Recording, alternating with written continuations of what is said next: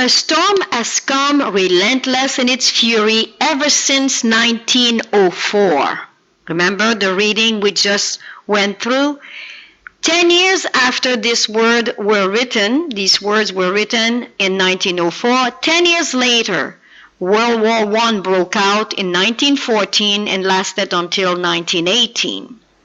25 years later, World War II followed in 1939 till 1945. 11 years later, the Korean War occurred in 1950 and lasted till 1953. 5 years later, the Vietnam War raged from 1955 till 1975. A list of 209 wars and multiple conflicts can be traced from 1945 to 1989 in 54 years. 209 wars. I give you the reference if you want to check me out. That's an approximation of 4 wars per year in 54 years. Just divide 209 by 54. A storm has come, relentless in its fury, 1990. Kuwait invasion by Iraq in 1990 initiated the Gulf War or Desert Storm. Desert Storm War, listen carefully, this has a very strange message. The Desert Storm War was a response to Iraq invasion from 1990 to 1991. 10 years later, the War on Terror was started with the Twin Towers drama in September 11, 2001 in New York City. It was called 9/11, just like emergency number. Notice that there were more than 2 towers that were destroyed, but we relate to it as that, the War on Terror. 2 years later, the war in Iraq followed, which lasted to 2011. And then there is a list of 41 wars, I calculated them actually, and multiple conflicts from 2003 to 2010 in 8 years. So again, divide 41, divide by 8, you get an approximation of 5 wars per year. Earlier it was 4 wars per year, now it's 5 wars per year. It's increasing. There is a list also of 30 wars and multiple conflicts from 2011 to 2017, which makes it 7 years. And again, you get an approximation of 4-point-something wars a year. A storm has come, relentless in its fury, and the New World Order is behind it. Listen to this. The Gulf War of 1991 was regarded as the first test of the New World Order. According to President George Bush Sr. on September 11, 1990, he said, "Now we can see a new world coming into view, a world in which there is the very real prospect of a new world order. The Gulf War put this new world to its first test. All these are the beginning of sorrows."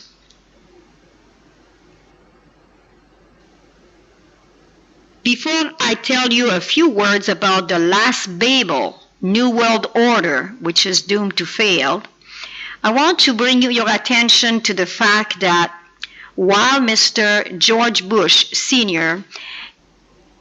combined basically the Desert Storm with the New World Order in 1991, a few years later, he was found actually mentioning nothing about the New World Order. Which reminds us, Hitler in 1933 until 1939 always brought together the Third Reich with the Holy Roman Empire. And for some unknown reason, in 1939 until the end of the war in 1945, there was no longer any mention, as they said, for fear that it will be connected to religion or even to be laughed at, mockery. I don't believe so. I believe that's exactly the way it works, even with the news. The news will give you those terrible, terrible news, and they last for about 2 days, 3 days at the most, and all of a sudden it's all gone, like if everything is finished, like floods or fire. Or it's like nothing else is happening to these people that have gone through such a terrible ordeal. It's always like that. And do not believe anything about the fact that the New World Order is not happening, because it is happening. Listen carefully to the definition of the New World Order. This is actually a political definition. The term New World Order has been used to refer to any new period of history evidencing a dramatic change in world political thought and the balance of power. Despite various interpretations of this term, it is primarily associated with the ideological notion of global governance, meaning to govern the whole world, only in the sense of new collective efforts to identify, understand, or address worldwide problems that go beyond the capacity of individual nation and state to solve. That's exactly what we hear. You know, poverty, climate change. We need a new world order. We need a global governance. We need a unity of the nation, whether it's United States or Europe state. Or we need a global governance. They're putting that into our mind. Like if a new world order will resolve the problem of poverty, yeah, they will, because they will eliminate 3/4 of the population. That's a way to take care of the poverty, isn't it, and sicknesses. I continue. From Babel to the United Nations and the European Union. According to this definition, history is marked with many incidences of New World Order emergences and attempts to global governance. The building of the Tower of Babel by Nimrod following the flood and his purpose to unite the people under one world order was defeated when the Creator himself changed their plans, as it was not his purpose to have one nation under one world government. And the Lord said, Behold, the people is one, and they have all one language. And this they begin to do. And now nothing will be restrained from them which they have imagined to do. Go to, let us go down, and there confound their language, that they may not understand one another's speech. So the Lord scattered them abroad from thence upon the face of all the earth, and they left up to build the city. Therefore is the name of it called Babel, because the Lord did there confound the language of all the earth. And from thence did the Lord scatter them abroad upon the face of all the earth. We are talking about a global governance, and we're talking about the fact that it's due to problem that nation cannot solve on their own individually.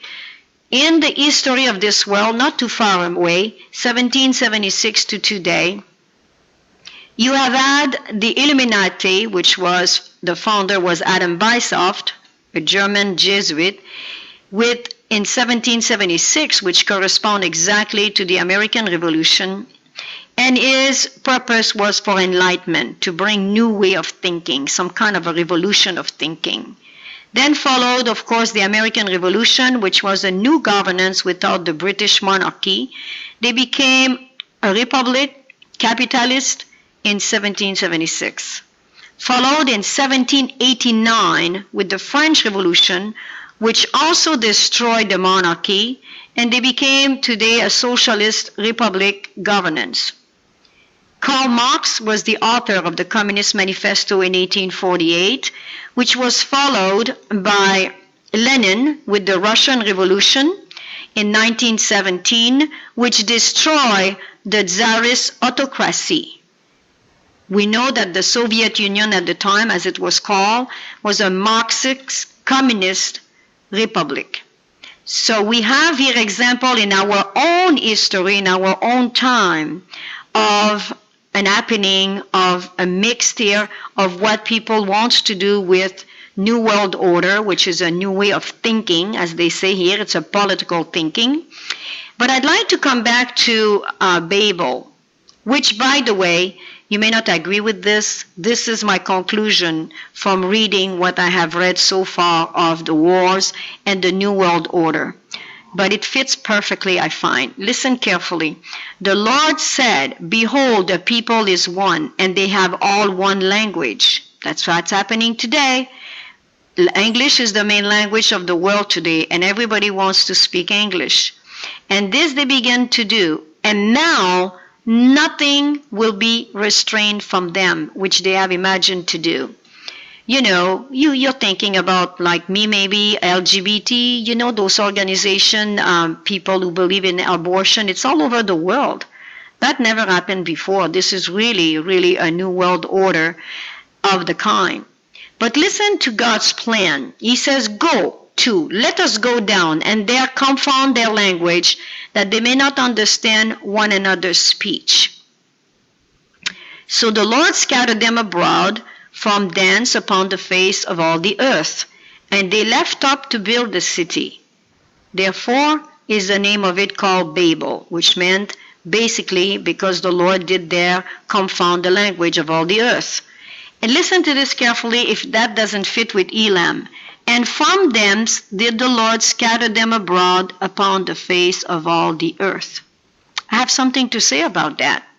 Could it be that right now the Islam nation, which are totally not our religion, our culture, our way of thinking, of dressing code, even language, these people have to learn English, you know, to adapt wherever they go, Germany or whatever. But when you go to Europe, even if you spreche Deutsch ambition, I tell you what, ich spreche Deutsch auch. However, if you start speaking German in Germany, they can tell you have an accent and they switch in English. The same with, you know, if you go to any country and you try to speak a bit their language, they speak English. The Philippines, the kids speak English, for goodness sake. That's their second language. Babies, you can talk to them in English, they speak English. The Philippines, I was a missionary in 40 countries around the world, and I can guarantee you English is well spread. Now, my point is, could it be that Elam, the Arab nation right now, and we will see in a minute how that can happen, could it be that they're actually brought by the Lord like an army of locusts of Joel chapter 2 to confound the languages, to confound the culture, to bring people now to see that they cannot unite? These people will not be forced to change. They will not accept any change. This is just a thought.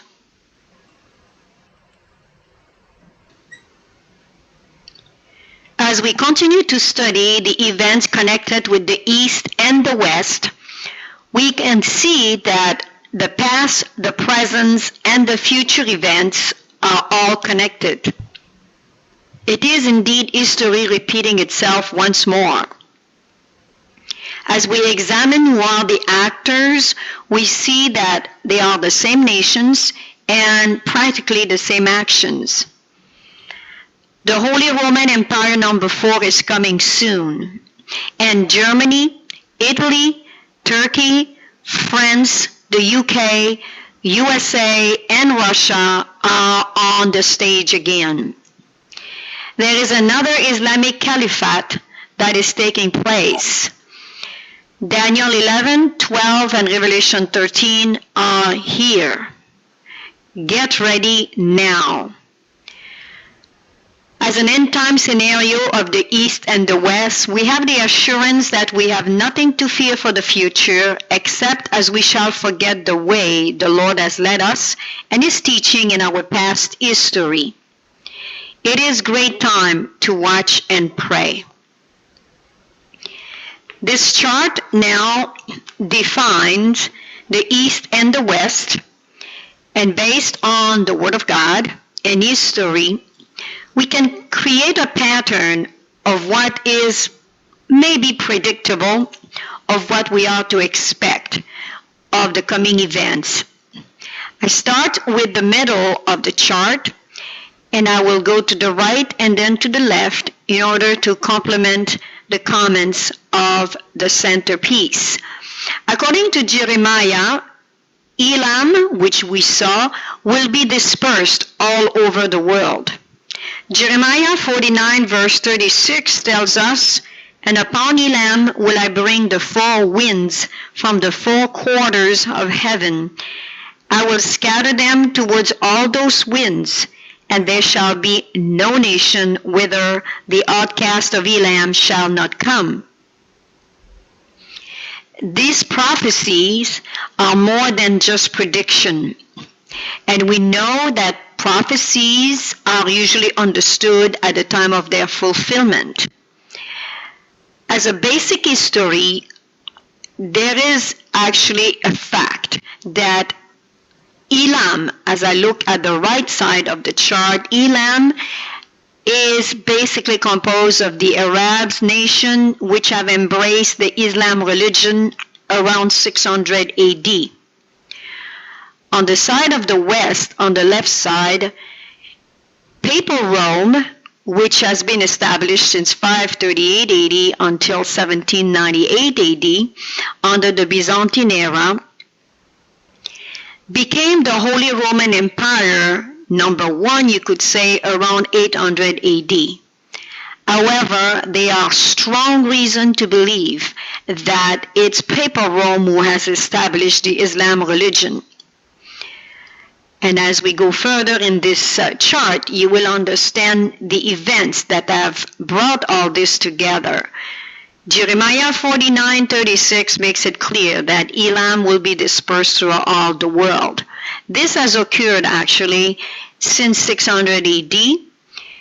And we know from the crusade during the Dark Ages, this is a fact of history, that the Muslim nation were basically kept in their place more or less. But as we see the development today in 2017, we see that this is not the case.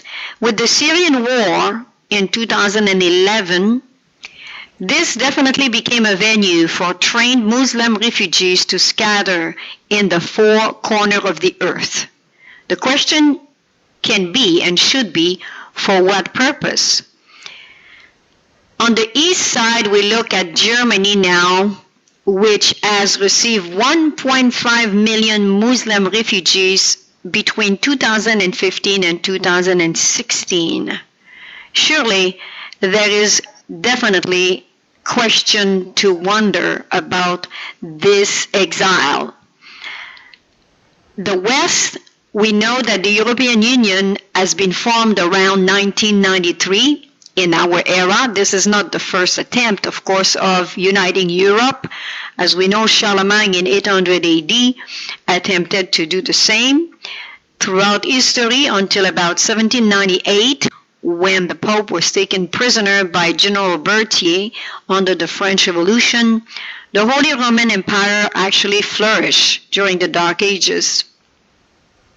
And today, we definitely want to propose a Holy Roman Empire number 4, as we see another European Union, and a New World Order, as we saw that was declared by Mr. Bush Sr.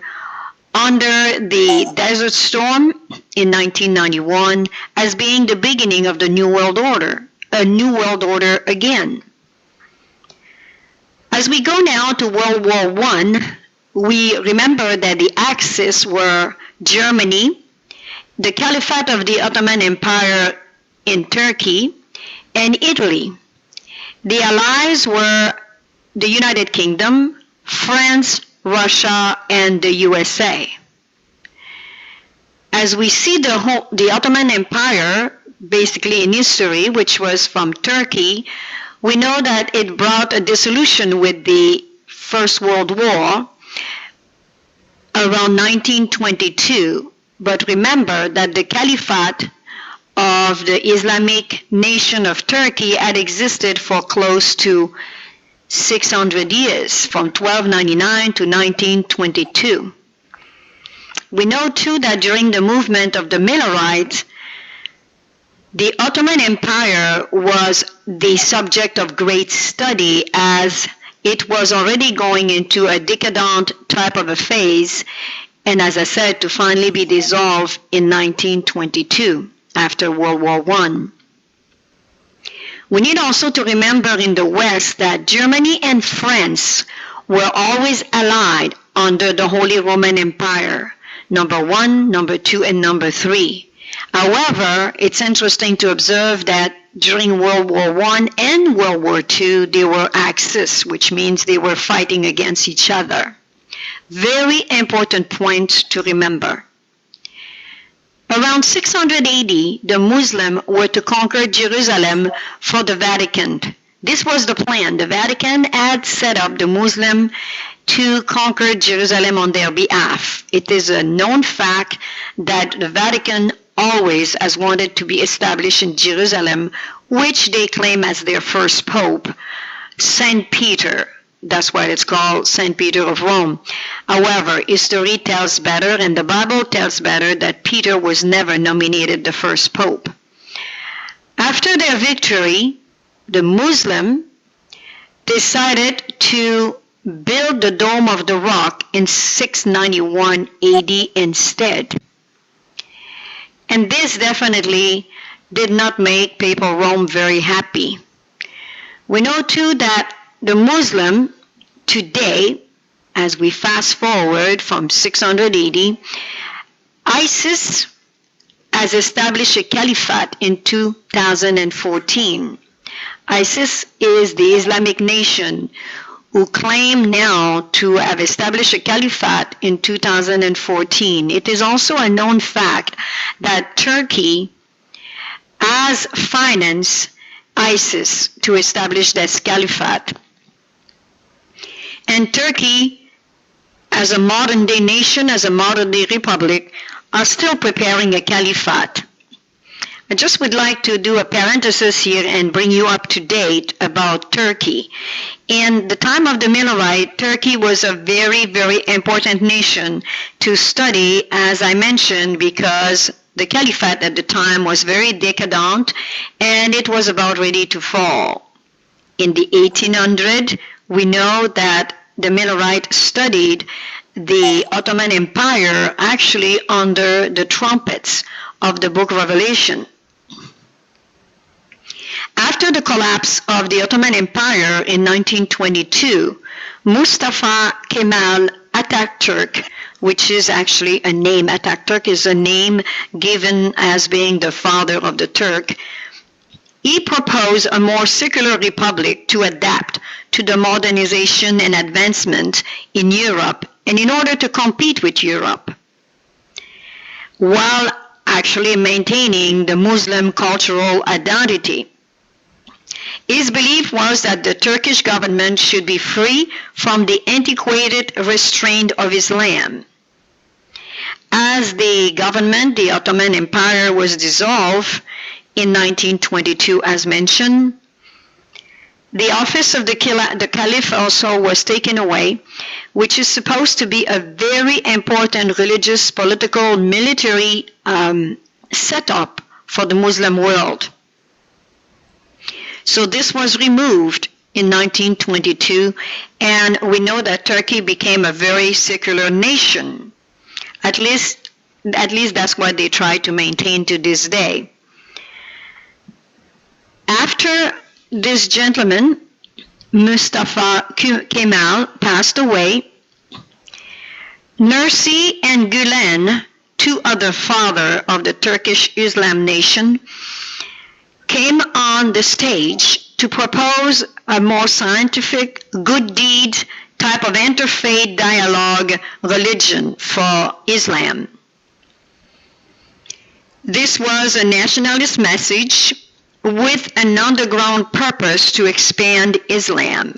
You can study it for yourself. The internet has many mention of this, and you can search for Nursi and Gülen and you will find some very interesting information regarding the proposed Islamic religion that Nursi and Gülen are bringing up. Nursi, of course, has passed away, and Gülen was his successor, and he's still alive and well in United States of America. He lives in Pennsylvania, and his proposal is a more moderated, decaffeinated, Christianized form of Islam, which the West have embraced. They're very happy with an Islam religion that is not as orthodox as it used to be. But this is just a facade. As we know, the now president of Turkey is Erdogan, and he was supported by Nursi and Gülen supporters in order to become the president. We know from his background that he was the mayor of Istanbul for a while, and then he became the prime minister, and now he's the president of Turkey, coincidentally since 2014, at the same time as ISIS claimed their caliphate. This is very interesting and very important to know. Don't ignore it. Very important to know. Although we know that Turkey has tried to maintain a very modernized, very advanced, competitive type of a country, we know too that they are maintaining their Muslim cultural identity, and we know too that when the time is right, as Gülen has been mentioning, they will come back with their Islamic orientation of a government, and their goal today under President Erdogan is to actually establish a caliphate.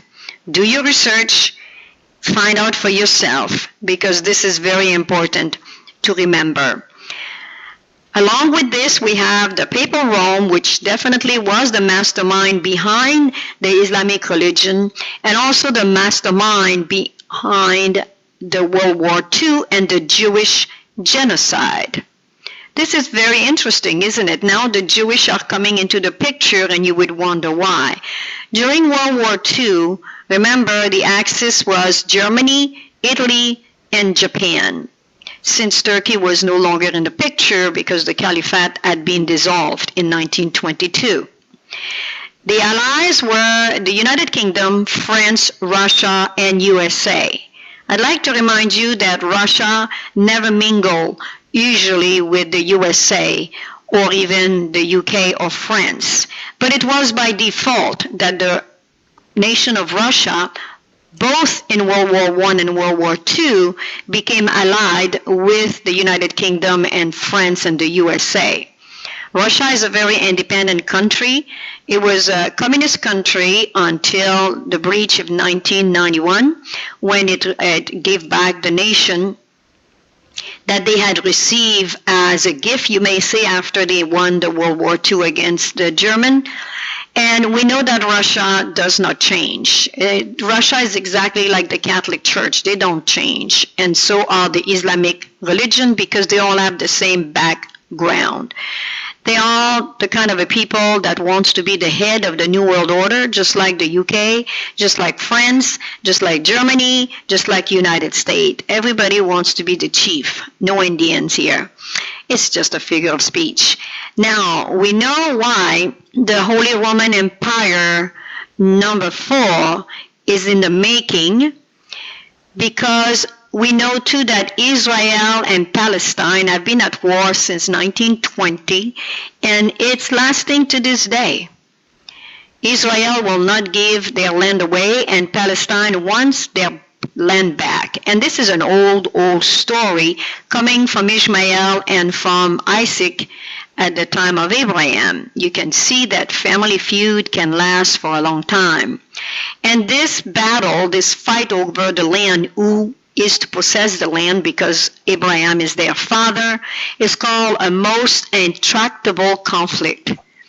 Many nations have attempted to mediate between Israel and Palestine. Many governments have attempted to do it, and it's still failing today. The United States, at the latest, this past summer, 2017, we know the new president of the United States, Mr. Trump, has attempted to do that in his visit to the Middle East, and yet we know too that these people, Israel and Palestine, are very well set in their way, and the wars and the conflict continues between them. The Holy Roman Empire number 4 and Islam have a common enemy, and we're talking like present day events as we see the formation again, history repeating itself, of a Holy Roman Empire with Germany trying to reset their army. We know during the Second World War, Germany could have very well win the war because they were the best equipped of the nation, and it's by the grace of God that they lost the war. We know too now that Germany has less than 200,000 soldiers compared to the millions that Hitler had set up to go to war in the 1940 era. And we know too that right now the 1.5 million Muslim refugees could make quite a nice army for Germany. So when we bring that together with the Holy Roman Empire number 4 and Islam now, which is basically, you will see in the near future that Islam is going to be back on the stage as a very strong religion. Muslim are the people who follow the Islam religion. And these two, the Holy Roman Empire and Islam, have a common enemy, and it is Israel. So Israel is in trouble again once more. Number 6 now of my chart, Germany is preparing to set up the 4th Holy Roman Empire. Why Germany? Because Germany has always been the one since Charlemagne with Rome, with Papal Rome, and we know from the fact of the reading we have had that even during the Second World War, for a while, Hitler was doing a major propaganda of a religious Holy Roman Empire. It was dropped off of the propaganda after a while, and that's usually the way the government works. Just like Mr. Bush around 1991 proclaimed a new world order, and a few years later he never mentioned it again. And people think it's all over with. No. They drop the notes and then they let you know about it and then they let you ignore it after a while. This is called propaganda. The Muslim, again, once more, will help Rome. And they will betray each other according to Daniel chapter 11. The Muslim Caliphate becomes again the army for Rome, but also the army of locusts that God will use, as prophesied in Joel 2, to punish the Christian nation because they have gone away from the law of God. Israel was the nation that God had set up to uphold his commandment, his statute, and his judgment. But once they failed their mission, they were replaced by the Christian church that Christ came to establish. All what the Christian church means is they are follower of Christ. And now the Christian nation have gone away from the law of God and the proclaiming statutes of the heathen. You can read it in Leviticus 18. And Baal Peor is back into worship for most of the Christian nation now. And you can study more about Baal Peor if you wish to. It's all presented online. Many people have done studies on Baal Peor today and what it represents. The old Baal Peor was a worship of the woman. It was the worship also and the permission of homosexuality, transgenderism, lesbianism, and abortion and the destruction of newborn baby under the god of Molech. Study it for yourself and wake up in 2017 and see what is happening before you contradict this teaching. Rome attempts to set up its headquarters in Jerusalem is about ready to take place. And that's why right now Islam, the Muslims are pushing, and under the help of the United Nations, they are wanting to make Jerusalem their capital. This is in the news today. This is all in preparation. Israel, Jerusalem wants their temple. They want to establish a temple in Jerusalem again because they're expecting the coming of the Messiah. Islam is expecting the coming of their Messiah, Mahdi. And so we have Rome now too expecting their Messiah, Jesus Christ, and they all want it to happen in Jerusalem as prophesied in Daniel chapter 11. We have a whole scenario here, a perfect scenario for World War III. And again, the axis, I can guarantee you, will be Germany, the caliphate of ISIS, mingling with Turkey. And don't let people tell you that ISIS is being defeated. Turkey and all the Middle East nations that are on the side of a caliphate are financing them. ISIS represents the more rigid caliphate, and Turkey the more modernized one, if you may say, but soon they will unite and they will fight against the West. And Italy again will join in with the axis of Germany to establish the Holy Roman Empire number 4. It's all behind the picture. And the allies again will be the UK, France, Russia, and the USA. And probably Japan, representing Asia, will join in with the Axis. The East is very sure of themselves, and yet Jeremiah 49:37 makes it clear that God will cause Elam to be dismayed before their enemies. And that is a prophecy that is still to come. On the other hand, in the West, we have the Holy Roman Empire number 4, which is pushing for a World War III. And my friend, this is imminent. It is dependent on God's people to be ready to give the everlasting gospel. And the test of the Sunday law is about to come, because the Christian nation will want to unite. And this is again in the making with the celebration of the Reformation on October 31st, 2017, which is actually set up between the Catholic Church, the Roman Catholic Church, and the Lutheran Church, are preparing a great celebration of the Reformation, which was the division at the time between the Catholic and the Protestant. But now, from their point of view, their good news is that they will unite again. They have to unite in order to fight the enemy. This is what they believe. So let us be ready, and let us not forget the past, because we're going to be bound to repeat it again.